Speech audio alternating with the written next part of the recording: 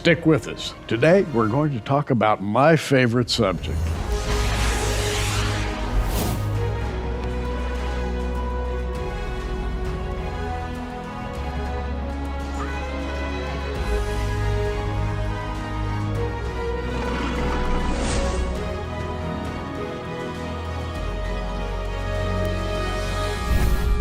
And my favorite subject just happens to be the rapture of the church. With us is a gentleman who has studied it beyond anything you can imagine, and his name is Dr. Thomas Ice, and everybody calls you Tommy. Right. I've never grown up. And the thing I've noticed about you is that you love to defend the rapture of the church. You love to take people into depths of study and understanding where they have not gone before. Because that is our blessed hope. It is. It's a tremendous hope. And so I'm going to turn you loose. There's a lot of argument today about the rapture, as there always has been. But for me, it's a certainty. It is my blessed hope. What can I say? But let's go from there. Well, the rapture is not in Matthew 24. Let me just say that. Or Matthew 25.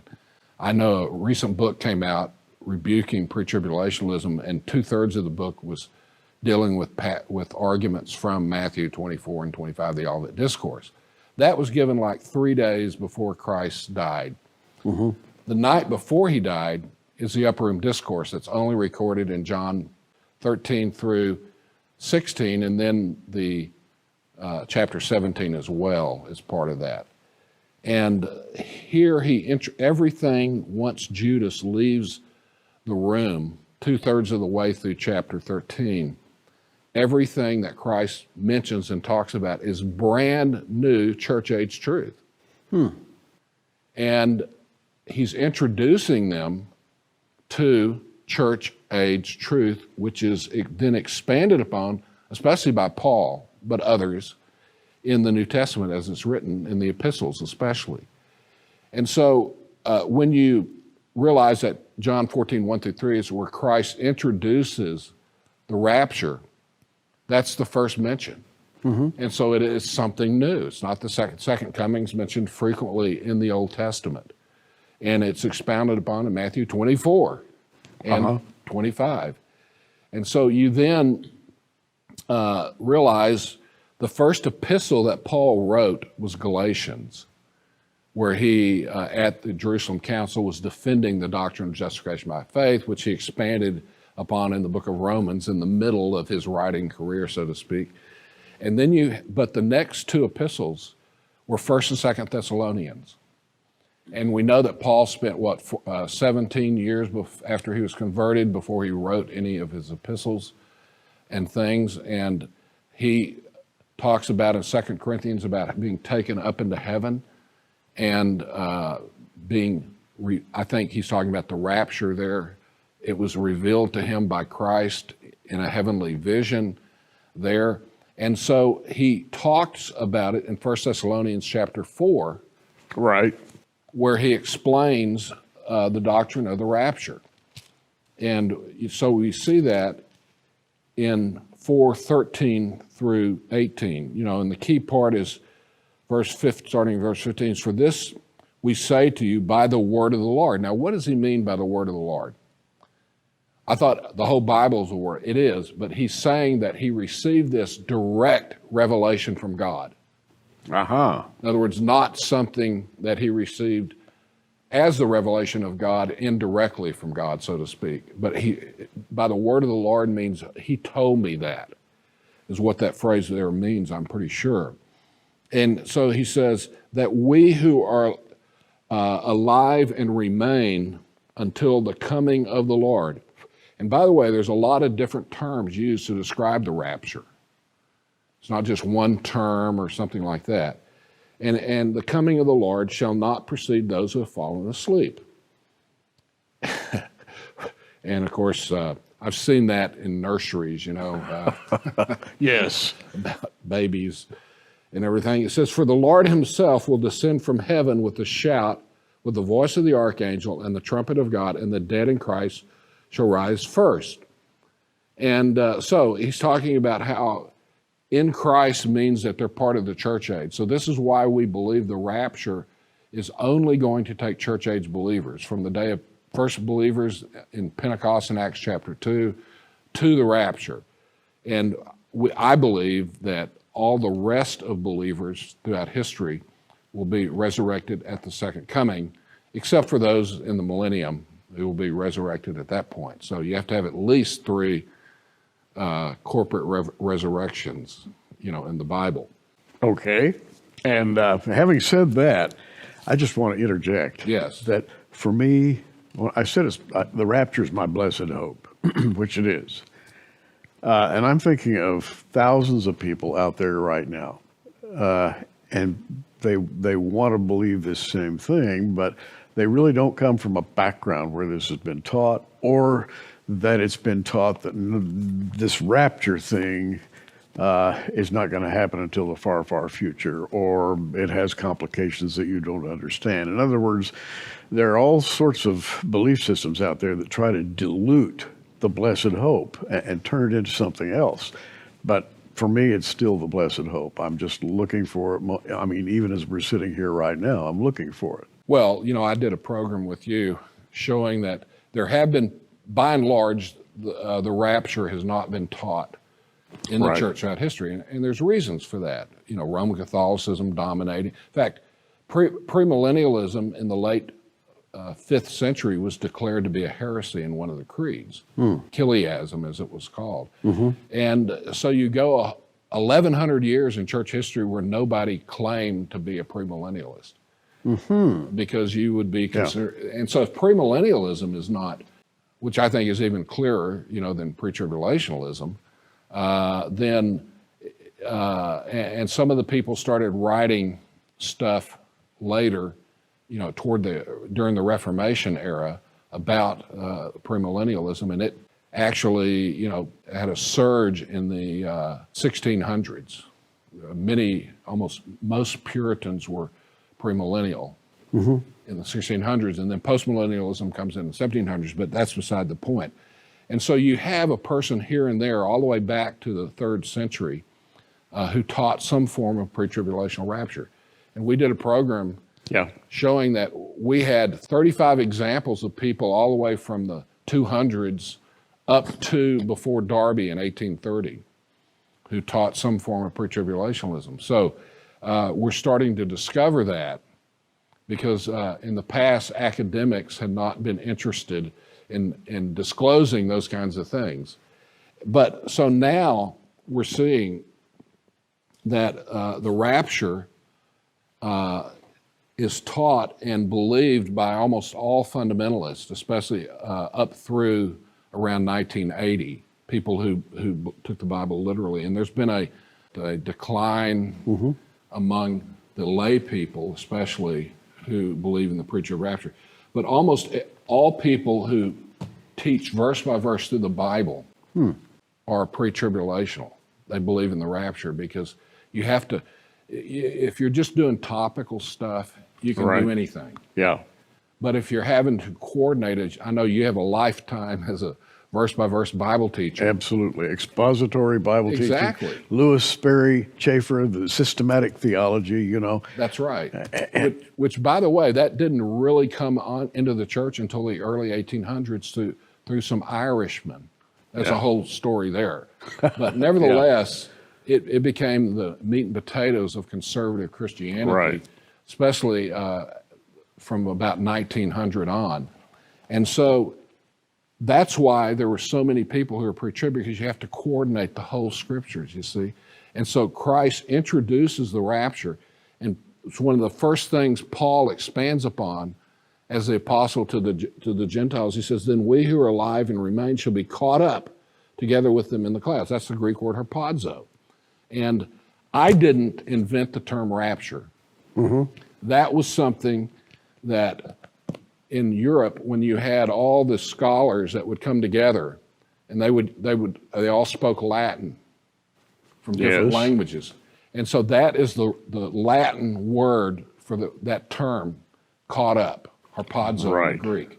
And so that's how, and you can look at commentaries, no matter if they're liberal, conservative, pre-trib, post-trib, whatever, they all use the word rapture in the scholarly world because it was a Latin term, and they had that in common. That's where the popular usage of the term rapture has come from. And so people say, the rapture's not in the Bible. Well, yes, it is. Here it is.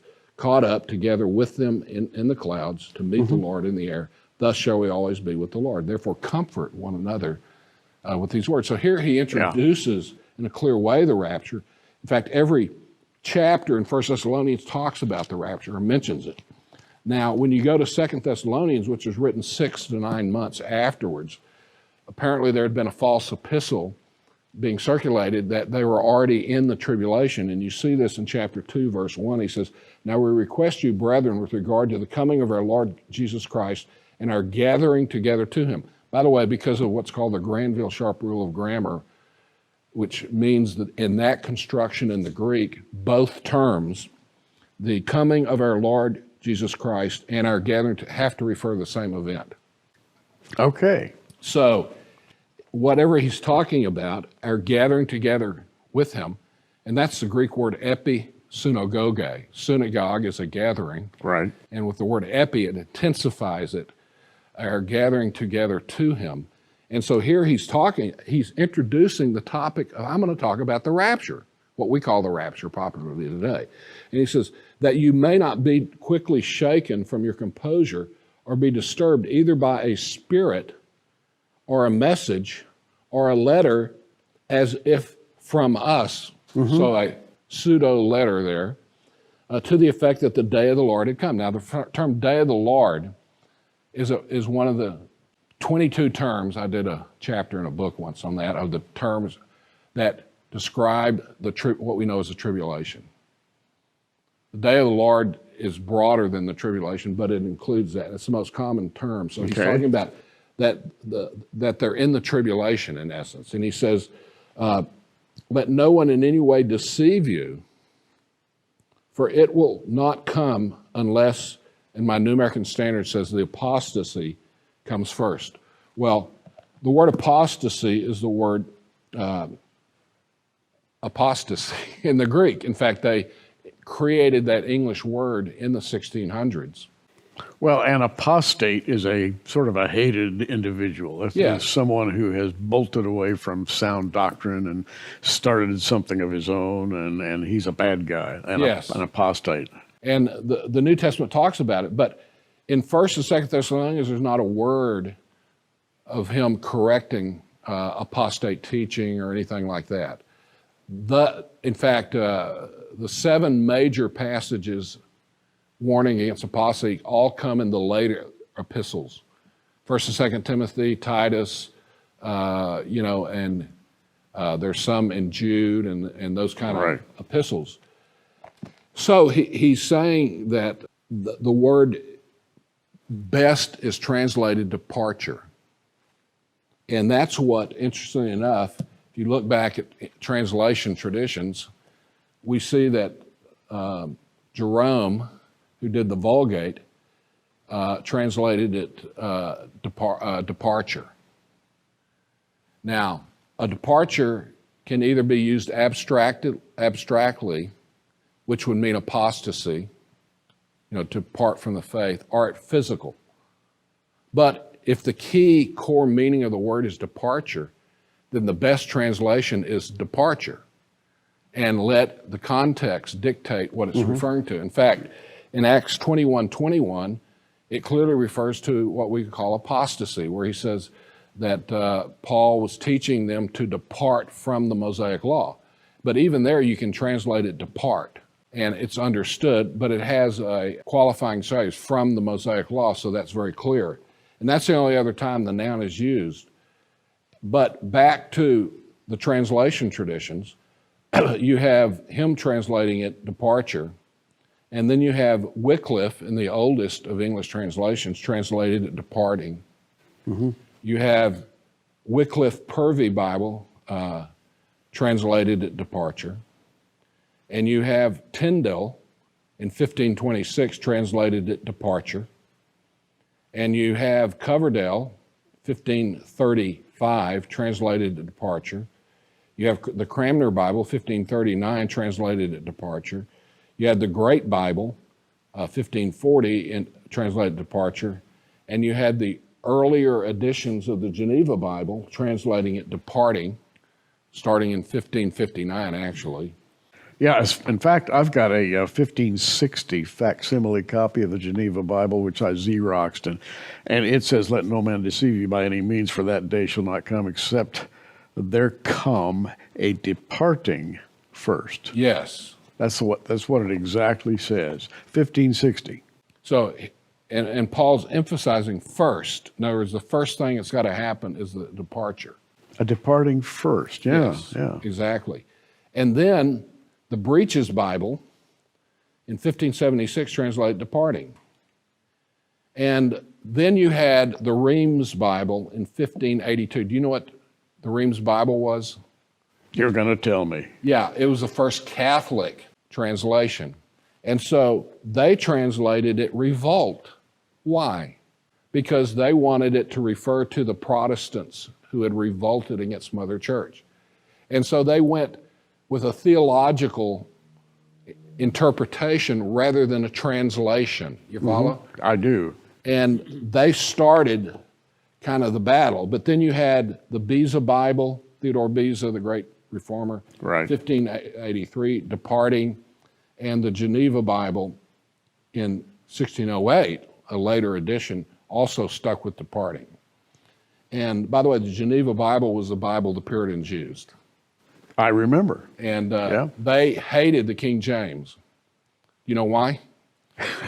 Because it was viewed as a Catholic Bible because there were Anglicans made up a third of the translation committee. And about that time, 1611, there were very large rifts Yes. among theologians, and there was a Catholic, basically a Catholic insurgence at that time. And King James hated the Puritans and the Protestants and stuff, even though he was supposed to be one. But we could say some other things about him, but I'm not going to. So we've got here the old phrase, "a battle for the Bible." Yes, translations. And so the King James was the first Protestant translation that kind of volleyed back against the Catholic Bible with the word apostasy. So what is that? That's where they created a word.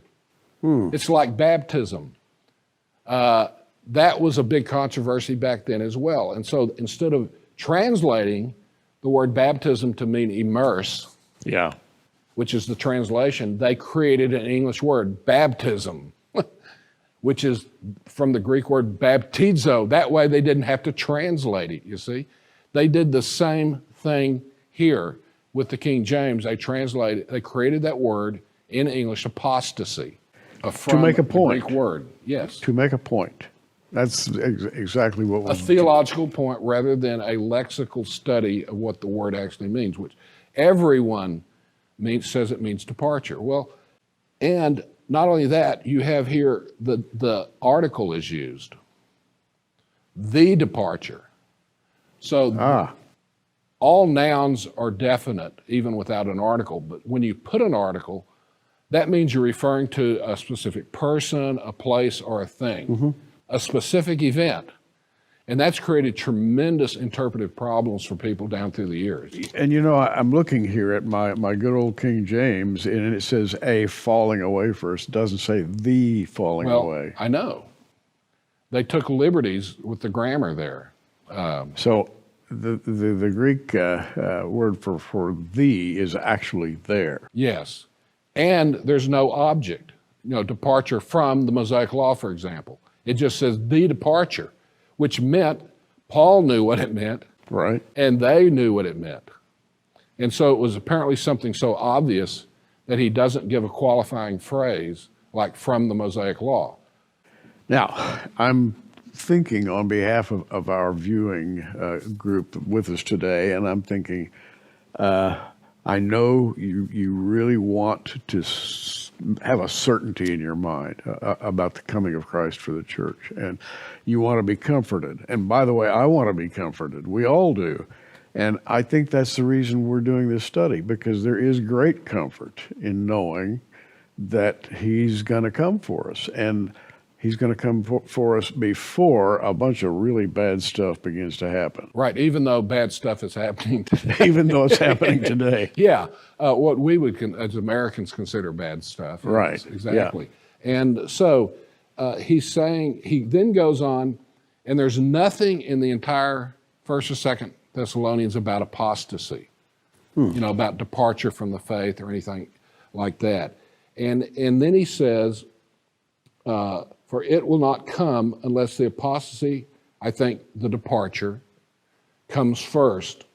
And so he's saying, you're not in the day of the Lord, the tribulation, because that departure has to happen first, the rapture.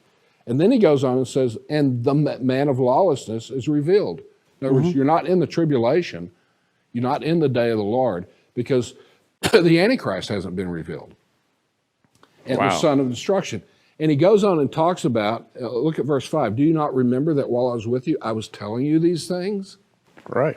And as a pastor, Gary, I know you know, you have to tell things over and over and over again. You do. You do. And because I think it's not common for most people to build systematic theology in their head. That is to say, people want to be reassured. They want to be, they want to have their faith built up. But to understand a complex pattern or a structure, you have to study for a while, and you have to link between several different places. And a lot of people just don't do that. Right. That's called abstract thinking. Well, yes, and I read an article years ago saying that only like 9% of the world thinks abstractly. And abstract thinking is something that is a quality that you need to be a good Bible teacher. And if anybody was ever an abstract thinker, it was Paul. Yes, exactly. Wow. He certainly was. The man was beyond genius as far as I'm concerned. You could connect things. And that's why it's more difficult for some people, and it requires more repetition to get things down. But it's worth it. It's worth it at the end. But he goes on and says that, and you know what restrains him, referring back to the Antichrist, now so that his time, in his time, he may be revealed. For the mystery of lawlessness is already at work, only he who now restrains will do so until he's taken out of the way. And almost all I've not met a pre-tribulationist that doesn't think verse 7 is a reference to the rapture. You see? Well, see, this fits a parallelism in the text. I don't want to get into it, where he starts about the rapture. Then he has two phrases about the tribulation, and he returns to the rapture here at the end of verse 7.